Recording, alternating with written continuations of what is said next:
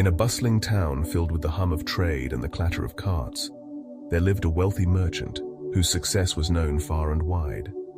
His warehouses overflowed with goods, his ships sailed to distant shores, and his name was, well, pretty much synonymous with prosperity. Yet his greatest treasure was not gold or silk, but his young son, a curious boy with a heart eager to understand the ways of the world. One quiet evening, as the sun dipped below the horizon, painting the sky in hues of amber, the boy approached his father. His eyes sparkled with a question that had been stirring in his mind for days. He wondered about the worth of a person, what made one life valuable over another. The merchant, wise and patient, did not offer a simple answer. Instead, he reached into a small, intricately carved box on his desk and pulled out a stone. It was no ordinary stone. It shimmered with a brilliance that seemed to capture the light of the stars themselves. The merchant placed it in his son's hands, its smooth surface cool to the touch. He instructed the boy to take the stone to the marketplace the next day. He was to ask for its value, but under no circumstances was he to sell it. The boy nodded, his curiosity piqued, and tucked the stone safely into his pocket.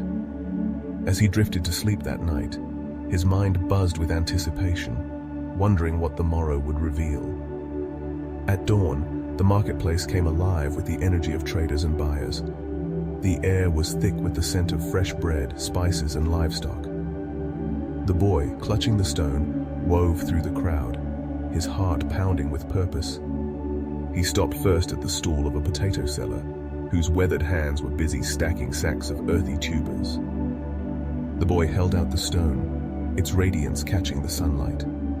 The potato seller squinted at it, unimpressed. To him, it was just a shiny trinket, worth little in a world of hunger and practicality. He offered a sack of potatoes in exchange, his tone dismissive. The boy, remembering his father's instructions, shook his head and moved on. Next, he approached a cattle trader whose pens were filled with sturdy beasts. The trader, a burly man with a keen eye for profit, examined the stone closely. He saw its beauty but measured it against the tangible wealth of his herd. He offered a single cow, a generous deal in his mind for what he assumed was a decorative bauble. Again the boy declined, his resolve unshaken, though, a flicker of doubt crept into his thoughts. Was this stone truly as special as his father believed? Finally, the boy reached the shop of a jeweler, tucked away in a quieter corner of the market. The shop was a treasure trove of glittering gems and delicate ornaments, each piece crafted with care.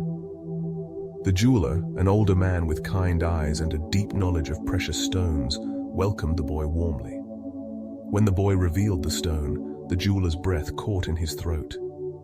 He adjusted his spectacles and leaned closer, his hands trembling as he studied it. The stone was no mere trinket. It was a diamond, flawless and rare, its value beyond measure. The jeweler shook his head in awe, admitting that even if he sold his entire shop, he could not afford such a gem. It was priceless, a marvel of nature that few could truly appreciate. The boy, his heart swelling with wonder, thanked the jeweler and hurried home. The stone, now seeming to glow even brighter, felt like a secret he had only begun to understand.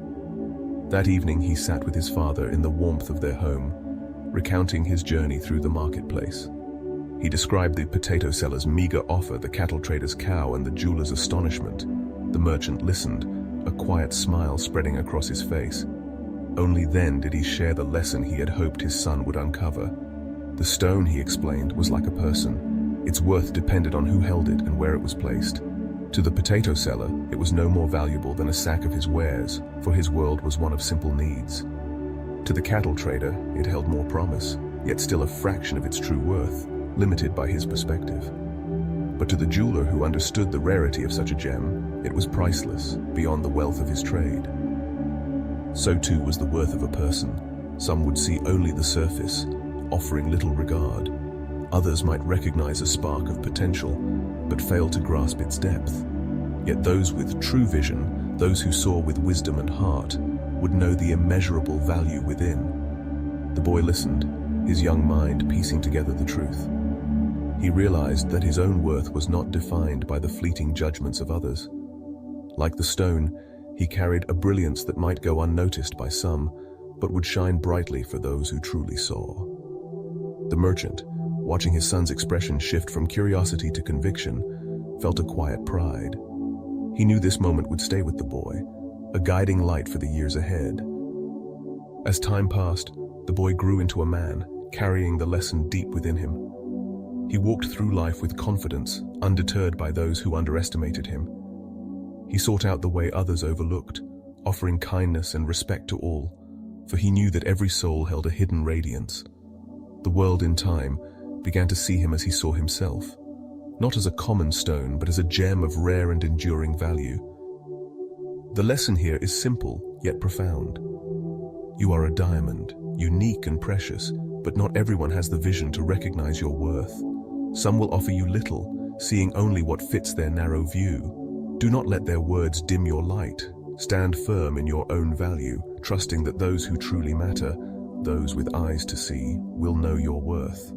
Let confidence be your strength, and in time the world will reflect back the brilliance you carry within.